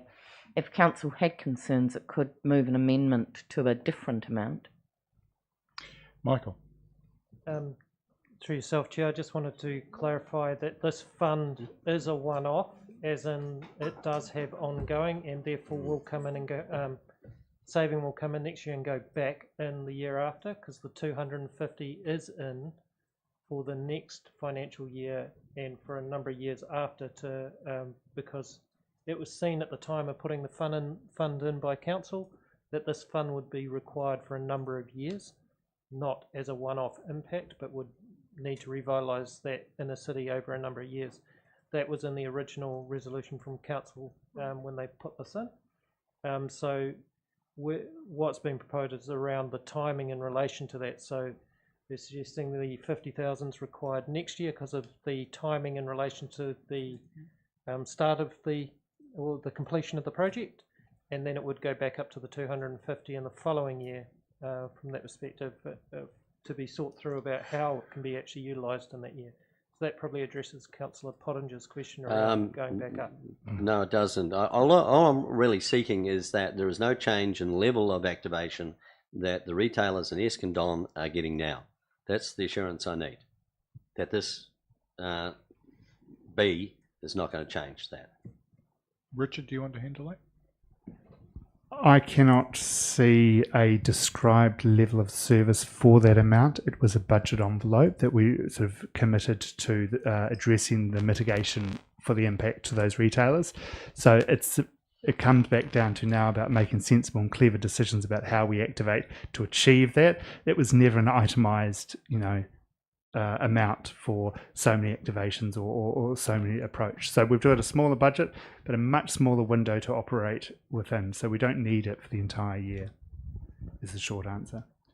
So I've got Councillor Crackett, then Councillor Scout, then Councillor Lewis. Thank you, Councillor Ludlow.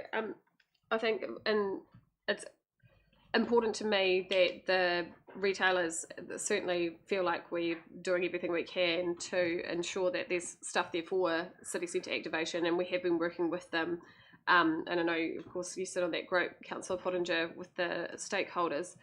I think it's really important to note that, like Richard said, that the envelope of time that we're operating with for the next financial year for that 50,000 is quite small.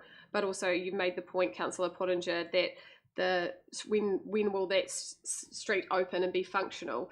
We do have an opening date for half of the street and for the car park to be delivering people into that half of the street. So although you may not be able to use the other half within that window, that funding that's available there, I think I'm comfortable with it being sufficient, that we, like you said, we can work together on making the best use of it within that small window, and then obviously strategise to understand how the fund can be best used in future.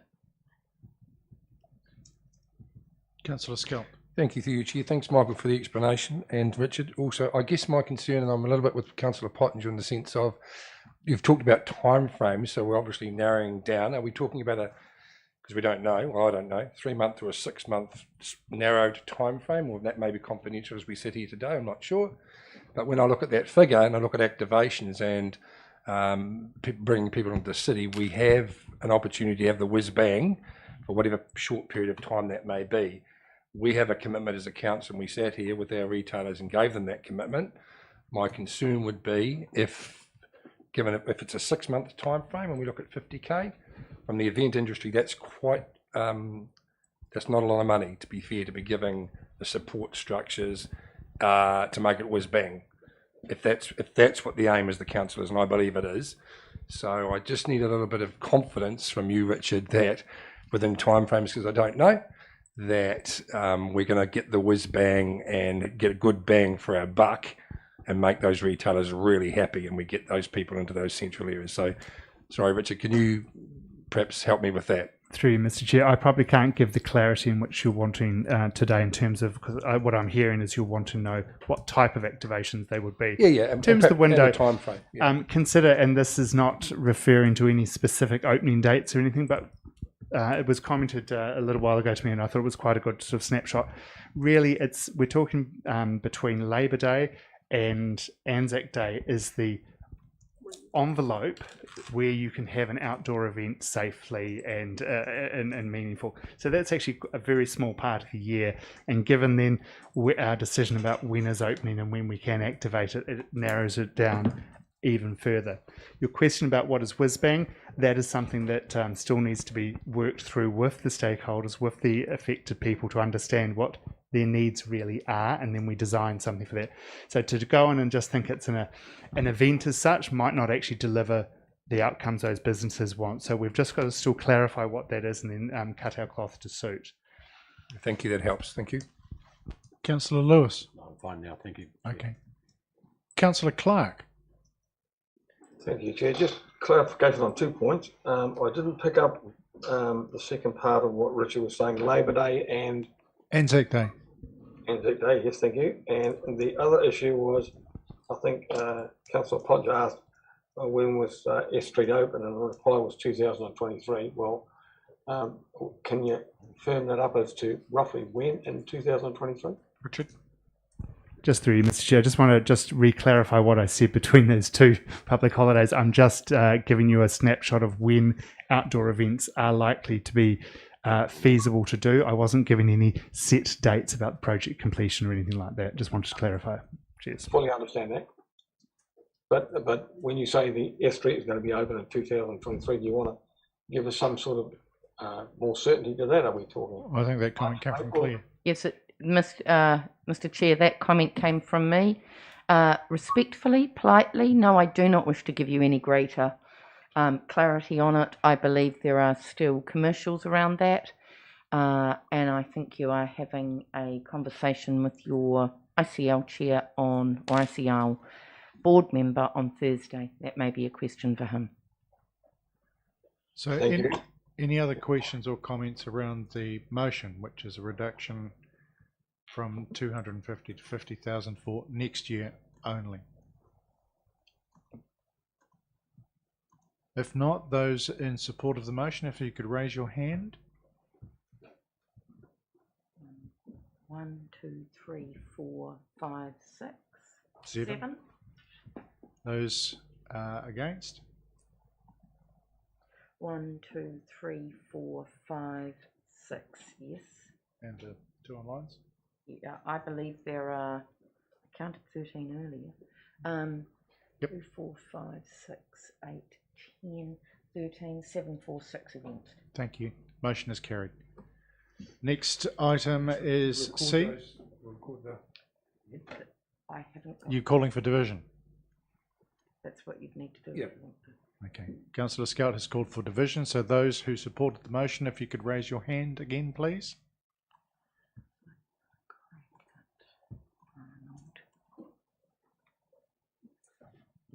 Mrs. Coote on the screen. Thank you. Thank you. So you're comfortable working out the other vote from there. Thank you. Thank you. C, the reduction of staff budget of 160 achieved through management of recruitment. Who wants to speak to this? I'll move that, Mr. Chair. Move Councillor Soper, seconder. Councillor Crackett. It's open for questions, comments, discussion. Councillor Pottinger.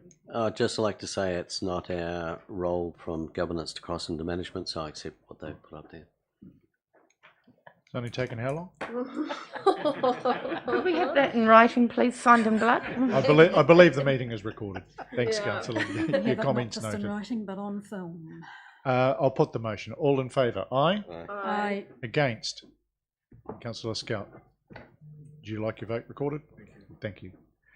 That brings us to item D, reduction of the Community Wellbeing Fund by $50,000. I'll move Councillor Lewis. Thank you, Chair. I'm actually against this.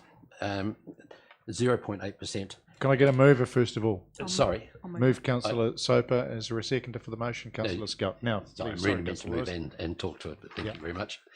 I'm against this because whilst it doesn't result in a minimal reduction in rates, 0.08%, it depends how the maths is done, because I think the Warm Homes Trust money might be coming across to this particular Community Wellbeing Fund at some stage, which is 50,000.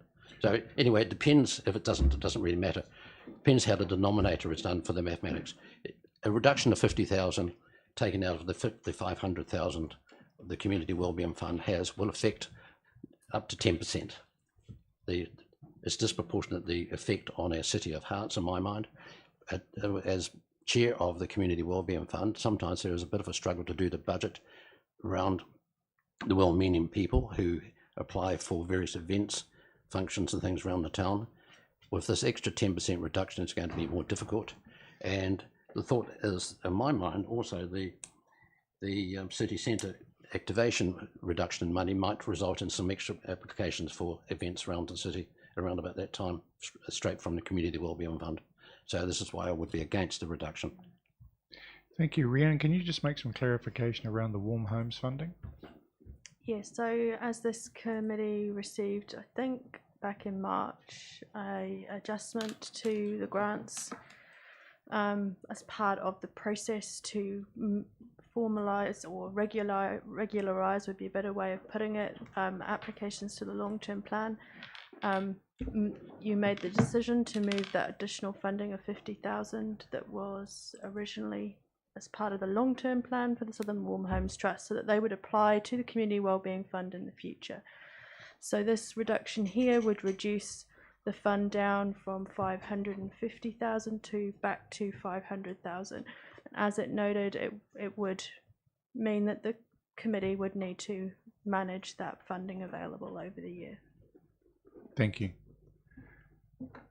Councillor Amundsen, Councillor actually no, sorry, Councillor Crackett, I'll go to you because I realise you have to go. Thank you. My comment is much in line with Councillor Lewis, and I'd really like to support him, given that I have sat on this Community Wellbeing Fund alongside him for quite some time. We have just passed a resolution to reduce the city centre activation, but the Community Wellbeing Fund actually has weighting within its scoring framework toward city centre activation itself. So when those applicants come to apply to us for funding, we apply weighting for their event to be held in a city. And they're actually community-driven reasons or community-driven activations, rather than us telling the city what it needs. So I'm perfectly comfortable with the fund remaining as it is, with the 50,000 rather than reducing it. Thank you. Councillor Emerson, then Councillor Scott. Yeah, I guess I'm going to follow the leader on this one. And I guess for me, the Community Wellbeing Fund, the purpose of it is to help look after our community. And I think we all assume or suspect that we're going to be heading into some times of hardship for our community. So this fund is going to be in more demand than ever.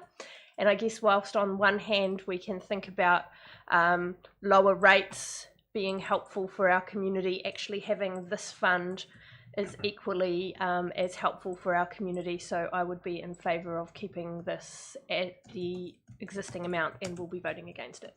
Councillor Skelp. Thank you through you, Chair. I can only endorse Councillor Lewis Crackett and Rebecca's comments. This fund's actually woefully inadequate, to be honest, in the sense of, if you look across New Zealand on per pop, we'd be the worst in the country in the sense of this particular fund for our community. So I will be absolutely voting against it. Councillor Lewis, if I can ask a question of you, because I've only sat in on one of these meetings. Does your committee run carry forwards? No, it doesn't. No. So anything that's not claimed, spent, is not a carry forward, so it's not an extra charge. Right. Wasted You next year. don't build a war chest? No, we don't, unfortunately. Thank you. Councillor Scout. Yes. Just on that though, I have asked Mr. Day, and I know he's working on it, just to look at that process going forward. We did have a discussion a couple of months ago, just whether that would be possible, because I just think it's an opportunity going forward. Michael, Council can at any stage amend its rules. Yeah, so Michael has had a look at that, or is looking at that, yes? Yes, so Thank there's a work in progress. Thank you. Thank you. Can advise. Yep. Through yourself, Chair, so the way the committee works at the moment, if there is a multi-year, a large project, they can bid for a multi-year component, but they would need to demonstrate that through the committee. So there is a chance for the more significant events to apply, but they would need to be very forward in their thinking in relation to their application, but that is one mechanism they can do it, and they apply for it over the multiple years. Thank you. If I could be the last speaker on this one, if that suits you, Chair. Thank you for that clarification, Mr. Day. But that also puts strain on the subsequent years, of course, because that money is designated for those particular well-meaning events, functions, whatever they have to be. So there's less money. We can't run this well-being on less money. If we looked at the events, and I'm sure you're quite aware because you would have read the agendas coming through the well-meaning projects, this has helped fund. It doesn't fund them all, but it's widely diverse from bluff to Invercargill, from music to art, etc., etc. Many well-meaning functions around the city, and it would be a shame in my mind to lose another $50,000 from this fund. Thank you. Thank you. Thank you. So there was a motion moved by Councillor Soper, seconded by Councillor Scout for the reduction in the Community Wellbeing Fund. I'll put the motion. All in favour? Aye. Aye. Against? No. So we're voting to turn down the... So the absolutely. The vote is for a reduction. Okay. So if you want it to stay where it is, you will be a no. So those in favour of the reduction, aye. Aye. Aye. Against? No. No. Okay, that motion is lost. Which brings us to the end of everything that we have on the plate. Sorry, Councillor Pottinger? Just that you said this was the opportunity in section 15 Yes. to bring in the dark horse. Go for it. So I've sent, it was actually Rhiannon that sent me the table, so I've fired it back during our legitimate use of electronic devices to Patricia, and she has the table there, and that lists a clear ETS fee, and then lists a gate fee that includes an ETS fee, and it all adds up to $699,170. And that's what I dispute, because you can't charge ETS twice. Dean, I'm just getting, as we speak, the answers from staff, which I will need some time to go through. So, So you're saying the table is wrong? If the table's wrong, no, I'm not saying the table is wrong. I'm just trying to clarify the basis behind the table being put together. Which, Mr. Chair, I think my comment would be that we, the staff, are unable to give you advice on which you can rely and make decisions at this stage, other than the advice that you have already been given. I have asked the staff whether we can do more work. The difficulty is COVID and changed personnel and various and different understandings. That really means we need to take this one carefully. Councillor Soper. Thanks, Mr. Chair. To speed up this particular issue, could we perhaps add a D to 15 that says something along the lines of... an E? An E, sorry. what, a double D? Well, considering we've not incorporated one of them, it might be a D, but let's not argue. If we added an E that perhaps said something along the lines of authorise staff to investigate the matter of the ETS charge within the waste net charging, or whatever words are going to cover it, so that staff can come back to us. I'll let staff ponder that for a moment while I go to Councillor Clark. Thank you, Chair. Just two quick reflections. Fully support what Rangi's raised, and I'm not sure that the lack of staff through COVID, I think, is a suitable excuse. I've been party to meetings at least a week ago, possibly 2 weeks ago, when he raised this issue, and given that we're factoring in some considerations about rate increases, I don't think it was a big ask to have some advice today. And the other issue for me is just to acknowledge that with two of those recommendations from staff being lost in the vote, our rate strike going forward is now 7.4. Oh, no, I'm getting a head shake. It's not 7.4, so your maths might be out. Look, I'll just take issue with the first point. Hang on. They were proposing 7.15, which factored in those 4 reductions, A, B, C, and D. So 2 of them were lost, so you've got surely got to add on. No, they did. No, that 7.15 did not factor in those 4. That was always going to be less. Okay, that's fine. 7.15 is now less what we have passed in 15. So before I come to Patricia for an answer around what the proposed reduction is about to be, and then we'll come back to clarity around waste net. Some of the questions around the ETS were really only raised today, and there are people off sick. So to say that you don't accept that staff could have had everything, the questions that were asked today hadn't been signalled previously, so that I'd take issue with that. However, around the reduction, Patricia. As we're sitting now, it is 6.53 is the rates increase, so it's dropped from 7.15 to 6.53. Okay. Councillor Pottinger. So the way forward, Chair, that you will take, are you looking, have we got the opportunity when we bring this to council, or that's the next step, isn't it, for adoption, our recommendation? It's the rate strike. Mrs. Hadley, there was a suggestion from Councillor Soper around advice from staff and a potential E. Do you have a position on how best to manage the clarity that we're looking for around the waste net charging?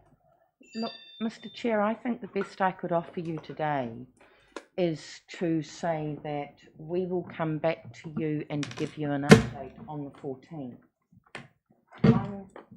I can only apologise, but note that there's some intricacies in this process that haven't been fully mastered by staff who have joined us in more recent times, and some of the questions have been difficult to unpick exactly what is being asked of. The last thing I want to do is give you misleading information. I did ask whether we'd be able to get to clarity on it by the 14th of June, and the initial answer I got was, I'm not sure about that. But I understand Council's interest, and we will do our best. And what you can be confident of is that we won't be asking for more. I just wanted to double check with Patricia about 6.53, and she says yes. But we need that time. So it is possible that at the regular PPP meeting on June 14th, which is prior to the rates strike at full council, we may be able to provide clarity around that one item. Correct. And make an amendment at that point. Otherwise, everything else we have decided tonight. Councillor Pottinger? No, just as Chair of Infrastructure, can I make a suggestion that we have an infrastructure meeting? You've got one next week, but I'm not sure from what Mrs. Hadley is saying that I'm just saying that the key things that we're after, and I don't believe the questions are complicated, because the first question was, has the ETS been included twice?